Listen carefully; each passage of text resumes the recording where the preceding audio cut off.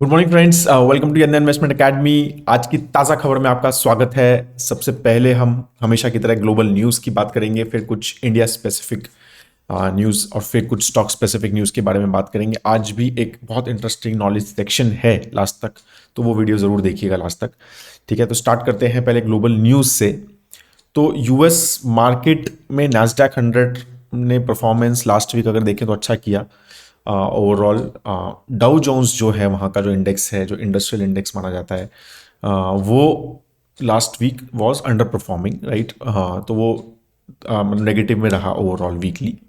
और एक बहुत इंटरेस्टिंग, मैंने वो किसी का कोट पढ़ा था वहाँ पे CNBC पे। उसमें लिखा हुआ था, we are kind of stuck in this trading range.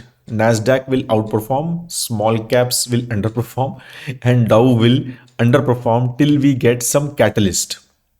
तो यही एक स्टोरी जो है यूएस मार्केट में चल रही है कि नास्डैक जो है बहुत अच्छा कर रहा है, क्योंकि एआई, आर्टिफिशियल इंटेलिजेंस वगैरह की सब कंपनी जो है टेक बेस्ड है, वो थोड़ा सा इंडेक्स तो वहाँ बहुत अच्छा कर रहा है। स्मॉल कैप्स नहीं अच्छा कर रहे, अंडर परफॉर्म कर रहे हैं कंसिस्टेंटली। और डॉ जो है वो भी मोस्टली अंडर परफॉर्म कर रहा है। जो 30 कंपनीज है प्राइस बेस्ड, जो वहाँ का इंडेक्स है, तो यही वहाँ की जो है ओवरऑल स्टोरी चल रही है यूएस मार्केट की। एंड तो अब देखते हैं वहाँ पर अब इंटरेस्ट रेट्स डिक्लाइन होगा या नहीं होगा। अभी 19 दिसंबर को आई थिंक वहाँ की मीटिंग है यूएस फेड की। तो एक्सपेक्टेशन तो है मार्केट को भाई 0.25% इंटरेस्ट रेट कट और होगा। ठीक है, तो अब 0.75 तक तो हो चुका है, 0.25 और एक्सपेक्टेड है, राइट। अगर हम सारे नंबर्स देखें उस हिसाब से, तो let's see if that happens. तो फिर accordingly I think markets will react on that as well. UK market का जीडीपी का नंबर आया तो वो कॉन्ट्रैक्ट हो रहा है 0.1% मंथ ऑन मंथ। वहाँ पे जीडीपी नंबर कॉन्ट्रैक्ट हुआ है। अगर हम वहाँ के थर्ड क्वार्टर, जो हमारा सेकंड क्वार्टर है, तो वहाँ के थर्ड क्वार्टर की बात करें, और स्पेशली ये जो नंबर आया है वो अक्टूबर का आया है, तो अक्टूबर में जो नंबर जो है यहाँ का बात करें तो वही है वहाँ पे। मतलब सर्विसेज में भी फ्लैट है डिक्लाइन, मैन्युफैक्चरिंग में भी, और कंस्ट्रक्शन सेक्टर भी डिक्लाइन हो रहा है वहाँ पे, राइट। और आगे की भी जो आउटलुक है वो कुछ ज़्यादा अच्छी नहीं है, कंसिस्टेंटली इसी तरह की आउटलुक है, राइट।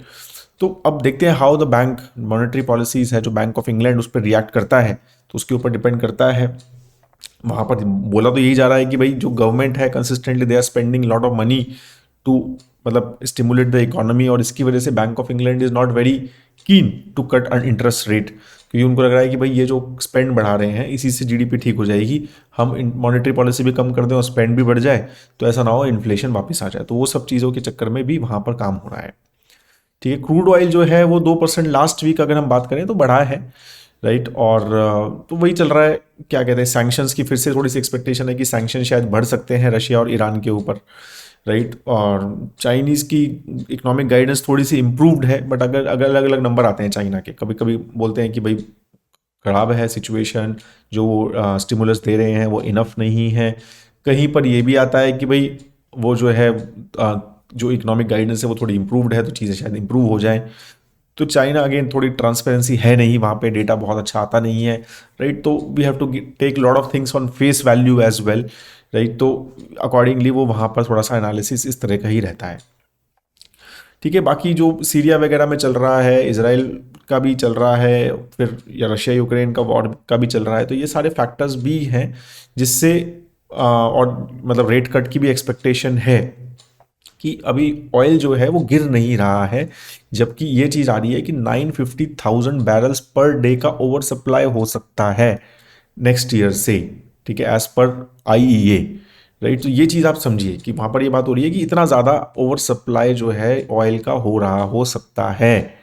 ठीक है, तो यही सारी चीज़ें हैं। मतलब इवन प्रोडक्शन कट्स की बात हो रही है, ओपेक प्लस नेशन की जो रिसेंटली मीटिंग्स हुई थी उसमें प्रोडक्शन कट की बात हो रही है।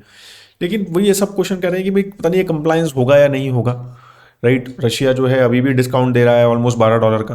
फिर सूडान सूडान जैसे कंट्री हैं, लिबिया जैसे कंट्री हैं, राइट, या फिर कजाकिस्तान जैसे कंट्री हैं, वो तो कह रहे हैं कि भाई हम इंक्रीज करेंगे प्रोडक्शन, क्योंकि भाई हमारा तो काम नहीं चल रहा। ठीक है, ये प्रोडक्शन कट से। तो वही सारी चीज़ें जो बेसिकली चल रही है। Even non OPEC country US है, ब्राज़ील है, कनाडा है, अर्जेंटीना है, ये भी सब बोल रहे हैं कि भाई हम जो है ऐड करेंगे सप्लाई को। तो इसीलिए ओवरऑल ये एक्सपेक्टेड है कि भाई सप्लाई ओवर सप्लाई होगी, 950,000 बैरल पर डे की ज़्यादा सप्लाई होगी। उससे मतलब क्रूड ऑयल तो गिरना चाहिए, बट वही चीज़ है ना, ये सब चीज़ें ऐसा लगता है कभी कभी ये आर्टिफिशियली चीज़ें तो नहीं है। मतलब ये सब चीज़ें जो है, मतलब जो वॉर्स हैं और ये सारी जो एस्केलेशंस हैं, ये सब चीज़ें जो हैं कंसिस्टेंटली कुछ ना कुछ चल रहा है, और इसकी वजह से जो है ऑयल एक मतलब वही 70 to 75 डॉलर बैरल जो है, मुझे लग रहा है कि उसी रेंज में अभी चल रहा है, और let's see how it goes आगे। कुछ इंडिया स्पेसिफिक की बात करें तो मतलब एक नवंबर तक अगर हम बात करें, डेटा आया था कि पूरे इस साल 2024 में 30 नवंबर तक 1.2 लाख करोड़ जो है वो क्यूआईपी से रेज हो चुके हैं। क्यूआईपी मतलब क्वालिफाइड इंस्टीट्यूशनल जो है वो होता है हमारा प्रोसेस रहता है, ठीक है। तो इसमें आप समझिए, या placement, sorry, qualified institute placement वही कह रहा हूँ से। तो उसमें क्या है कि इंस्टीट्यूशन से पैसा उठाना, राइट, कंपनीज द्वारा, तो वो चीज़ जो है वो कंसिस्टेंटली बढ़ रही है। अगर आप देखेंगे रिसेंटली भी, आज भी मैं देख रहा था, सेंको ने भी अभी क्यूआईपी किया है, बड़ी बड़ी कंपनीज, अदानी एनर्जी ने कुछ क्यूआईपी किया, वरुण बेवरेज ने 7,000 करोड़ उठाए, राइट, संवर्धन मदरसन ने उठाए कुछ 6,400 करोड़ रुपए, गुजरात प्रॉपर्टी ने 6,000 करोड़, केईआई इंडस्ट्रीज ने कुछ 2,000 करोड़ रुपए उठाए, जोमेटो ने कुछ 8,500 करोड़ रुपीज उठाए थे, मतलब इस साल की बात हो रही। वेदांता ग्रुप ने क्यूआईपी किया, राइट, तो 8,500 का, तो इतनी कंसिस्टेंटली क्यूआईपीज आप हो रहे हैं क्योंकि मार्केट अच्छे लेवल पे, लिक्विडिटी है मार्केट में, और इसलिए आईपीओज भी अगर आप देखेंगे बड़े बड़े आईपीओज की बात हो रही है, राइट। तो कंसिस्टेंटली जैसा बोला जाता है ना कि भाई इतना ज़्यादा अगर हम पैसा आता रहेगा, नंबर ऑफ इन्वेस्टर्स आते रहेंगे, तो मार्केट कभी गिरेगा ही नहीं, क्या बढ़ता ही चला जाएगा, तो ऐसा नहीं होता, सप्लाई भी उसी तरह से आ जाती है।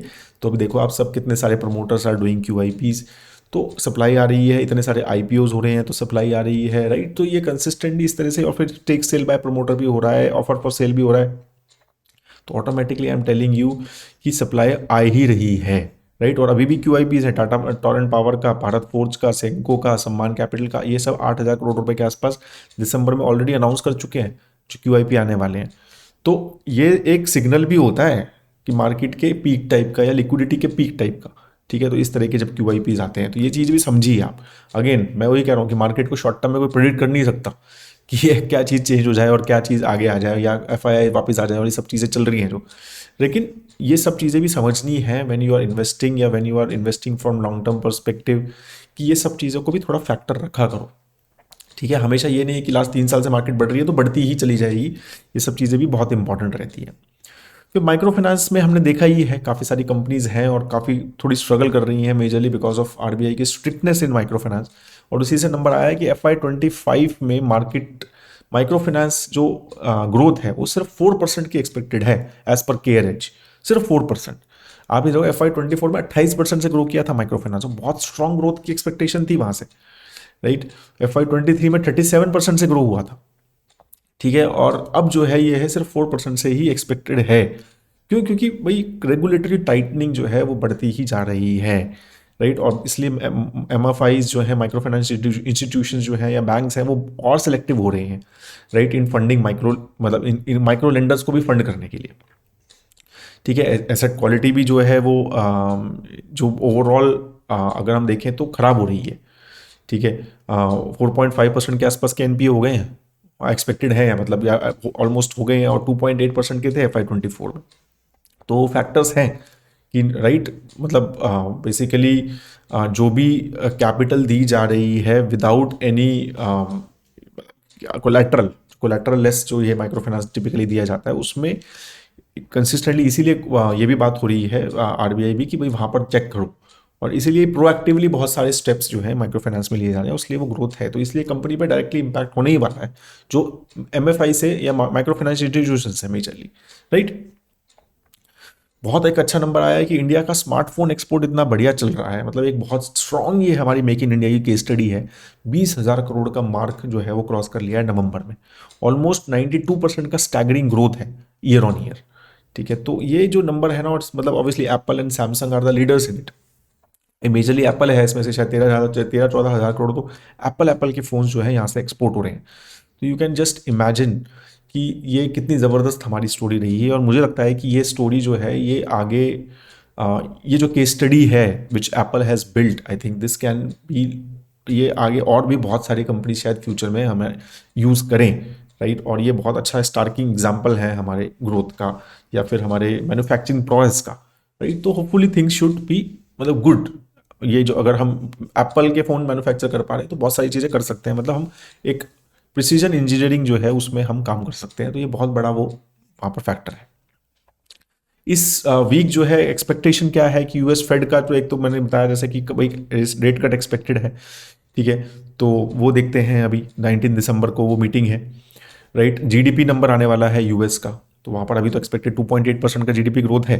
तो अब देखो यूके की मैंने बात की तो वहाँ पर डी ग्रोथ हुआ, अब यहाँ पर जीडीपी ग्रोथ 2.8% का, तो US is doing very well. और इसलिए आप देखोगे तो पैसा वहाँ पर का मार्केट और वहाँ पर पैसा फ्लो कर ही रहा है। इसके ऊपर बहुत ज़्यादा डिस्कशन हो रहे हैं, क्या ये बबल है और ये, वो बहुत डिस्कशन हो रहे हैं, but definitely US is doing well, right, at least by numbers. तो ये सब चीज़ें वहाँ पर क्लियरली नज़र आ रहा है। फिर इंडिया का WPI नंबर भी आएगा, मतलब हमारा जो इन्फ्लेशन नंबर आता है, होलसेल इंडेक्स, तो उससे भी थोड़ा सा एक आइडिया लग जाता है, राइट। तो वो भाई सब चीज़ें हैं। बाकी कुछ IPOs वगैरह भी आने वाले हैं, तो वो भी हम देखेंगे, तो वो कुछ तो कैसा रहता है, वो फैक्टर्स हमारे रहेंगे। फिर कंपनी स्पेसिफिक में जैसे मैंने शुरू में भी बताया कि सेंको गोल्ड का QIP जो है वो आने वाला है, 459 crore they are planning to raise, ठीक है। और या ऑलरेडी रेज कर चुके हैं, सॉरी, फ्राइडे को एक्चुअली हो चुका है वो IPO, आई जस्ट रियलाइज। हाँ, तो टाटा AI लाइफ इंश्योरेंस और टाटा मल्टी कैप जो है, उसके टाटा, उसमें टाटा जो मल्टी कैप फंड है उनका, उसने मेजरली उसमें पार्टिसिपेट किया। ICICI लाइफ इंश्योरेंस ने किया, बैंक ऑफ इंडिया का फ्लेक्सी कैप फंड ने लिया, बंधन स्मॉल कैप फंड ने लिया, इन्होंने सबने वहाँ पर उसमें पार्टिसिपेट किया। तो QIP सिर्फ इंस्टीट्यूशंस ही कर सकते हैं, हमारे जैसे इन्वेस्टर नहीं कर सकते, तो इसीलिए टिपिकली वही पार्टिसिपेट इसमें करते हैं और कुछ नाम भी आ जाते हैं।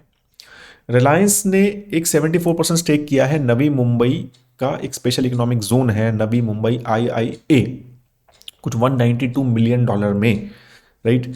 तो कुछ 1600 करोड़ रुपए में बेसिकली वो उन्होंने 74% स्टेक उसमें बाई किया है, मेजरली फॉर उनकी logistic and warehousing needs के हिसाब से, ठीक है। ये एक इंटीग्रेटेड इंडस्ट्रियल एरिया है, 2018 में स्पेशल इकोनॉमिक जोन बनाया था गवर्नमेंट ऑफ महाराष्ट्र ने, राइट। और उसमें गवर्नमेंट ऑफ महाराष्ट्र का 26% स्टेक रहेगा और 74% स्टेक इनका रहेगा। तो majorly for the warehousing and logistic needs के लिए वो एम वो उसको कर रहे हैं। भारत फोर्ज जो है उन्होंने एक 25% स्टेक इटली की एक कंपनी है जो कि मरीन रोबोटिक्स में है, ठीक है। तो वो काफ़ी एक इस तरह के अगर आप देखेंगे डिफेंस साइड के सेगमेंट्स में काफ़ी इन्वेस्ट कर रहे हैं, काफ़ी ज़्यादा केपेक्स कर रहे हैं, राइट। और तो उसमें मतलब under water operation support control की एक एज लैब करके कंपनी है इटली की, उसको बाई किया है $2.5 मिलियन की, बहुत बड़ा कुछ डील नहीं है, राइट। मतलब कुछ ऐसा शायद 25-30 करोड़ रुपए का ही डील है, but they have bought 25% stake in it. Lupin ने 3 एंटी डायबिटिक ट्रेडमार्क्स बाय कर लिए हैं बोरिंगर इंजलियम के लिए, राइट। बोरिंगर इंजलियम आई थिंक एक जर्मन कंपनी है, बहुत बड़ी फार्मा कंपनी है वर्ल्ड की। तो उनसे उन्होंने 3 एंटीबायोटिक जो उनके प्रोडक्ट्स हैं उसका ट्रेडमार्क ले लिया है, right, for enhancing their portfolio in India. तो लुपिन का डायबिटीज पोर्टफोलियो एक अच्छा है, इंडिया में स्ट्रांग है, तो उसको और स्ट्रांग करने के लिए they have done this. Dixon का आया, डिक्सन अगेन अब जैसे मोबाइल फ़ोन की हम बात कर रहे थे इनिशियली, राइट। तो they have sign binding term sheet जो है JV बनाने के लिए विद वीवो इंडिया, राइट। तो जिसमें 51% स्टेक डिक्सन का रहेगा, 49% वीवो का रहेगा, राइट। तो इलेक्ट्रॉनिक डिवाइस मैन्युफैक्चरिंग जो है वो वीवो के आई थिंक बिहाफ पे वो करेंगे डिक्सन, दैट्स द एक्सपेक्टेशन। तो अगेन द वीवो इज मतलब more giving more business to Dixon, तो Dixon is doing very well overall, right. और हमेशा even with that kind of valuation I think they have that capability consistently to still grow somehow, right. तो हमारे रहता है हमारे reviews में consistently, तो वो इसलिए भी keep on tracking that company as well. So that is all on the major major news, right. अब हम बात करते हैं आज के नॉलेज सेक्शन की। और बहुत इंटरेस्टिंग एक इमेज है जो मैकेंजी से मिला मुझे, तो इन्होंने ट्वीट किया था, तो I keep on following some such कई बार अकाउंट्स, तो मतलब छोटा है, बहुत छोटा छोटा लिखा हुआ है, I don't know if you can see it, तो मैं बोलता हूँ बेसिकली। इसमें बेसिकली ये बताया हुआ है कि 18 potential areas for next 15-16 years, right. तो उनका ये एक्सपेक्टेशन है कि ये जो एरियाज हैं ये कुछ 29 से 48 ट्रिलियन डॉलर का रेवेन्यू जनरेट कर सकते हैं अगले 15-16 साल में, राइट। और 2 से 6 ट्रिलियन डॉलर का प्रॉफिट जनरेट कर सकते हैं ये एरियाज। तो मतलब future 18 potential areas investment purpose से भी, जॉब पर्सपेक्टिव से भी। तो बहुत इंटरेस्टिंग लगा। तो सबसे बड़ा जो इनके हिसाब से जो एरिया रहेगा वो रहेगा ई कॉमर्स। तो फॉर देम दे थिंक कि सबसे बड़ा एरिया रहेगा वो, राइट, कुछ ऑलमोस्ट 40% की कैगर ग्रोथ जो है ई कॉमर्स में 2022 के नंबर से इन्होंने इसको कंपेयर किया है और 2040 तक, ठीक है। तो उनके हिसाब से ऑलमोस्ट 14 से 20 ट्रिलियन डॉलर जो है का जो रेवेन्यू आने वाला है ई कॉमर्स से। तो e commerce they according to them is going to be the biggest area in the future from revenue perspective, right. और 280 से 1 ट्रिलियन डॉलर तक का प्रॉफिट जो है, 280 बिलियन डॉलर से 1 ट्रिलियन डॉलर तक का profit is what they are expecting from e-commerce space in the future. तो e-commerce according to them is one of the biggest space, right? तो if you are investing in this, तो ये एक अच्छा interesting दिया। Second उनका है AI software and services. तो अगेन ऑलमोस्ट 1.5 से 4.5 ट्रिलियन डॉलर का एक्सपेक्टेड है रेवेन्यू 2040 में। अभी सिर्फ अकॉर्डिंग टू देम अभी तो सिर्फ 85 बिलियन डॉलर का ही रेवेन्यू आ रहा है, राइट। तो ऑलमोस्ट 17 से 25% के अगर का ग्रोथ जो है वो यहाँ पर एक्सपेक्ट कर रहे हैं, राइट। और प्रॉफिट जो है वो 230 से 920। तो मैं इसको नहीं बताता हूँ। फिर नेक्स्ट है क्लाउड सर्विसेज। अभी 220 बिलियन से वो एक्सपेक्टेड है 1.6 to 3.4 trillion dollar in till 2040। फिर ईवीज उनका फोर्थ बिगेस्ट है, उसमें अभी तो 450 बिलियन डॉलर का रेवेन्यू आ रहा है। फिर वो सोच रहे हैं कि ये 2.5 से 3.2 ट्रिलियन डॉलर तक का हो सकता है। Digital advertisement is their fifth biggest, right. तो एडवर्टाइजमेंट जो हम डिजिटली करते हैं तो वो 520 बिलियन डॉलर से लेकर 2.1 ट्रिलियन डॉलर तक का रेवेन्यू उनके हिसाब से हो सकता है। फिर सेमीकंडक्टर्स काफ़ी बड़ा स्पेस है, India and everyone even US is focusing a lot on it. 630 billion dollar का अभी तक रेवेन्यू 1.7 टू 2.4 ट्रिलियन डॉलर हो सकता है। फिर इनके लिए एक शेयर्ड ऑटोनोमस व्हीकल्स, अभी तो कुछ रेवेन्यू नहीं है, राइट। ऑटोनोमस जो व्हीकल्स हैं तो वो 600 बिलियन से 2.3 ट्रिलियन डॉलर हो सकता है बाय 2040। शेयर्ड ऑटोनोमस व्हीकल मतलब कि भाई अपने आप चल रही है गाड़ी, वो उबर वगैरह ओला जैसे है, मतलब वो मार्केट जो है। फिर space is a big market according to them, 300 billion से लेके वो भी ऑलमोस्ट 950 बिलियन तक जा सकता है। फिर cyber security is a big market, 100 billion से लेके अभी कंसिस्टेंटली ऑलमोस्ट 160 बिलियन का रेवेन्यू है, वो 590 से 1200 बिलियन। बैटरीज 98 बिलियन का भी मार्केट है, रेवेन्यू आ रहा है 810 बिलियन डॉलर तक जा सकता है, वो बड़ा है। फिर मॉड्यूलर कंस्ट्रक्शन, फिर स्ट्रीमिंग वीडियोज आर नेक्स्ट, फिर video games, robotics, industrial and consumer biotech, फिर फ्यूचर एयर मोबिलिटी, फिर drugs for obesity, right, and nuclear fission power plants.